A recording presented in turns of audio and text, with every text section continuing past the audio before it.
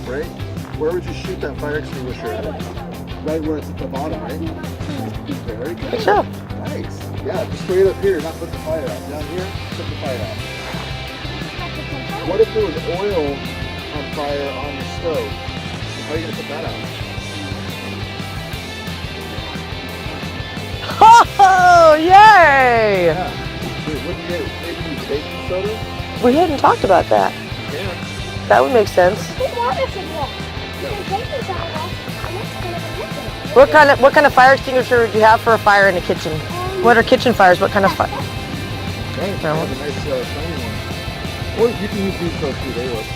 But you just make a big mess. So let's do it. Okay, so you got here. Hold it right there.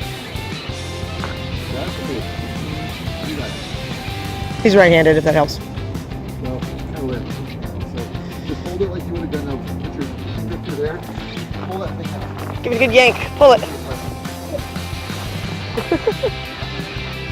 It's kind of tough, isn't it? Tough. That's good. The little kids won't pull it out when they shouldn't.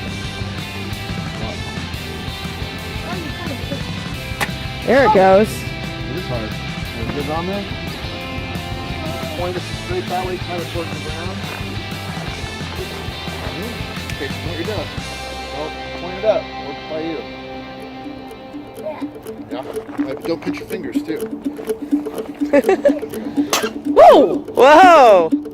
How fast that comes out? Look at that. And watch how long it comes out too. You actually get quite a bit out of it. Even the little tiny one. Let's look at how much it can mess with. Look how far that goes. I doubt if there's anybody on the other side of that fence that's super angry right now. What do you think, Nathan? So if you're too close or too far away, right? We kind of talked about that. Some fire extinguishers are longer than us. You did. You put the fire out. Good job. And do you feel that in your mouth?